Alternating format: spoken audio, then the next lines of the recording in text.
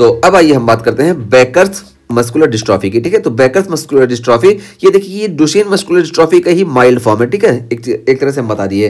तो यहाँ पे क्या होगा कि ये भी एक्स लिंक है। ठीक है, तो इसी का माइल्ड फॉर्म है, तो देखिए मिलता जुलता सिम्टम पाया जाएगा। तो ये एक्स लिंक रेसेसिव है और disorder typically due to non frame shift deletion. तो यहाँ पे देखिए फ्रेम शिफ्ट डिलीशन की वजह से देखने को मिला था, यानी पूरा फ्रेम जो है पूरा ट्राई न्यूक्लियोटाइड का सीक्वेंस था यही गायब हो जा रहा था। लेकिन यहाँ पे हमको नॉन फ्रेम शिफ्ट डिलीशन की वजह से ये देखने को मिलेगा। और यही है कि X link recessive disorder typically due to non frame shift deletion in dystrophin gene. तो डिस्ट्रोफिन जीन में हमको नॉन फ्रेम शिफ्ट डिलीशन देखने को मिलेगा। और देखिए बताया गया partially functional instead of truncated. तो यहाँ पे ये पार्शियली फंक्शनल होगी इंस्टेड ऑफ ट्रंकेटेड। तो ये देखिए ये छोटी तो हो रही है, नॉन फ्रेम शिफ्ट डिलीशन की वजह से ये जो यहाँ पे प्रोटीन बन रही है छोटी तो हो जाएगी, लेकिन ये पार्शियली फंक्शनल होगी। जबकि यहाँ पे हम डुशेन मस्कुलर डिस्ट्रॉफी की बात करें, ये बिल्कुल नॉन फंक्शनल हो जा रही थी, जबकि ये बेकर जो होगी ये हमको पार्शियली फंक्शनल देखने को मिलेगी। तो ही बताया गया कि ये पार्शियली फंक्शनल होगी, भले ही ये ट्रंकेटेड हो गई यानी छोटी हो गई। तो ये हो गई हमारी बेकर्स मस्कुलर डिस्ट्रॉफी। और देखिए बताया गया लेस सीवियर देन डुशेन। तो वही चीज़ यहाँ पे ना बताया कि ये जो होता है ये नॉन फंक्शनल होता है और ये पार्शियली फंक्शनल होता है। देखिए बेकर इज बेटर, तो बी से हो गया बेकर और बी से हो गया बेटर। और उसके बाद फिर देखिए इसके ऑनसेट की बात की गई, तो देखिए बताया गया ऑनसेट इन एडोलेसेंस और अर्ली एडल्टहुड। तो देखिए ऑनसेट इसका हमको एडोलेसेंस में देखने को मिलेगा या अर्ली एडल्टहुड में, और ये 5 साल के बाद ही देखने को मिलता है। ठीक है, तो 5 साल के बाद देखने को मिलेगा। जबकि डीएमडी में हम बात किए थे कि ये हमको बर्थ से ही देखने को मिलेगा, कि यहाँ पे हमको माइलस्टोन लेट देखने को मिलेगा, फिर उसके बाद हमको प्रॉक्सिमल वीकनेस के साइन देखने को मिलेंगे।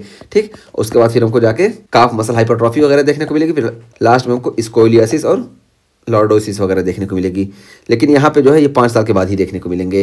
और उसके बाद फिर देखिए बताया गया कि deletion can cause both Duchenne and Becker's muscular dystrophy. तो देखिए डिलीशन की वजह से हमको डुशेन मस्कुलर डिस्ट्रॉफी भी देखने को मिल सकती है और बेकर्स मस्कुलर डिस्ट्रॉफी भी देखने को मिल सकती है। देखिए हम यही शुरू से बता के आए कि यहाँ डीएमडी में देखिए हमको फ्रेम शिफ्ट डिलीशन देखने को मिलता है, जबकि इसमें हम बात करें बेकर्स में हमको नॉन फ्रेम शिफ्ट डिलीशन देखने को मिलता है। ठीक है, तो यहाँ पे नॉन फ्रेम शिफ्ट डिलीशन और वहाँ पे फ्रेम शिफ्ट डिलीशन, तो दोनों में हमको डिलीशन देखने को मिलेगा। और पता चला कि डिलीशन की वजह से हमको डुशेन मस्कुलर डिस्ट्रॉफी ये हमको फ्रेम शिफ्ट डिलीशन की वजह से देखने को मिला और ये नॉन फ्रेम शिफ्ट डिलीशन की वजह से देखने को मिला। तो ओवरऑल क्या है कि डिलीशन की वजह से हमको डुशेन और बेकर मस्कुलर डिस्ट्रॉफी देखने को मिला। और 2/3 ऑफ द केसेस ऐसे होते हैं ना जिसमें हमको लार्ज डिलीशन देखने को मिलता है। और जब लार्ज डिलीशन देखने को मिलेगा ना, तो यहाँ पे एक या एक से ज्यादा एक्सॉन इफेक्ट होंगे। ये देखिए हम बताएं, यहाँ पे देखिए एक्सॉन की बात क्यों की गई, कहाँ गया, यहाँ पे देखिए ये एक्सॉन है ना, इंट्रॉन से हमको मतलब नहीं है, इंट्रॉन क्योंकि रिमूव हो जाते हैं। जब एक्सॉन यहाँ पे डिफेक्टिव होंगे, एक्सॉन ही आके यहाँ पे प्रोटीन सिंथेसिस में रोल प्ले करते हैं। इसी वजह से यहाँ पे एक्सॉन को स्पेसिफिक किया गया कि एक ही एक्सॉन नहीं यहाँ पे इफेक्ट होगा, एक या एक से ज्यादा एक्सॉन यहाँ पे इफेक्ट होने को मिल सकते हैं। तो यही है कि यहाँ पे हमको लार्ज डिलीशन देखने को मिलता है।